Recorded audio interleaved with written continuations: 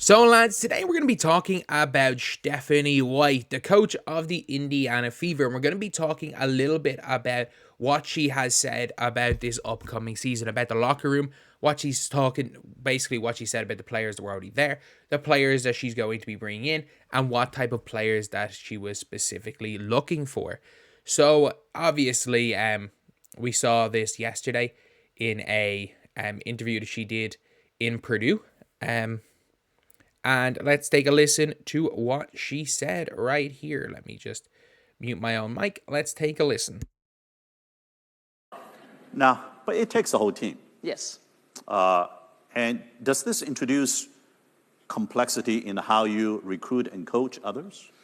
I think you have to find the right pieces. You know, when you have players, a player like Caitlin Clark, you got to find the right fit around there.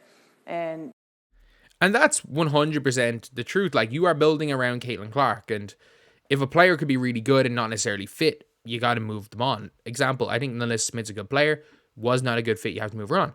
And I actually do think, had Aaliyah Boston not adapted throughout the season, they probably would have moved on from Aaliyah Boston.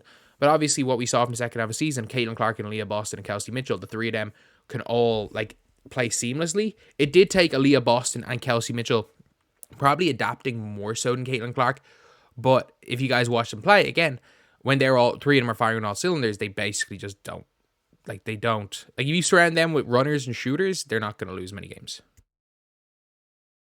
You know, for us, a priority was to find veterans because we have young, inexperienced talent who want to be great.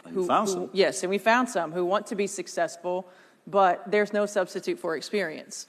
And so finding experienced players who fit the way that we want to play. And the maddest thing about the experience quote is obviously, Kelsey Mitchell's she's not old, but she's not young either. But this is how inexperienced Kelsey Mitchell was.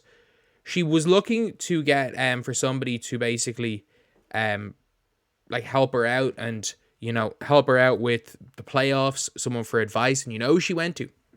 D'Angelo Russell. She went to one of the most notorious playoff chokers for playoff advice. Who understand that our big three are our big three, and who aren't afraid of that, who embrace that, who want to lead by example every single day, and who want to win, who want to compete. Winning is hard. Winning is hard, and you do have to get a little bit lucky. And yeah, all the players they brought in, you've got 3-time champion Natasha Howard, you've got 2-time champion DeWanna Bonner, and as well as that, Sophie Cunningham has been to WNBA finals.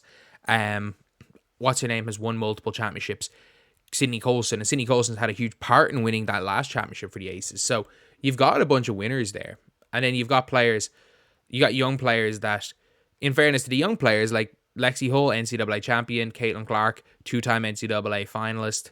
Aaliyah Boston, NCAA champion. So, all of these players are used to winning.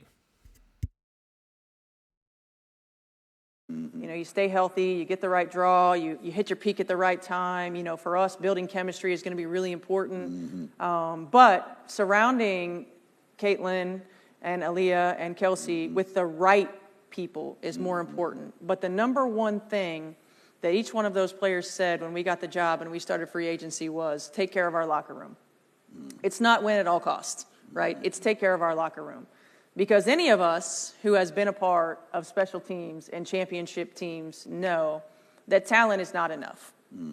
When you come back, talent's not enough, but you do need it. Vibes is not going to win you a championship, but also bad vibes can lose you a championship. Good vibes won't win it for you, but bad vibes can lose you a championship. You do need to have the right set of players. You need to have the right set of people. Hence why they went for, you have your locker room vet, bench player, locker room presence, Sydney Colson. You've got your champion who can be great on the defensive end, Natasha Howard. You got one of the greatest players of all time, DeWanna Bonner. And then you have got your enforcer, your glue player, your grit in Sophie Cunningham. So they were very particular in who they went for and why they went for certain players. They could have very easily gone for kept Erica Wheeler rather than going for Sydney Colson, but Colson's got that championship experience. 10, 20, 30 years later, You're talking about the relationships. You're talking about the sacrifice. You're talking about the joy in the locker room. You're talking about, pulling for one another. And you're talking about being great teammates, right? And all the joy that you celebrated throughout the journey. And that's about the locker room. And so they have the big picture in mind. They know how to keep the things that are important, and at the forefront of everything that they do. And they help us understand that we're not going to sacrifice the locker room to hang a banner. We're going to use the locker room to get us our banner. Yes. And we can't wait for that banner. Yes.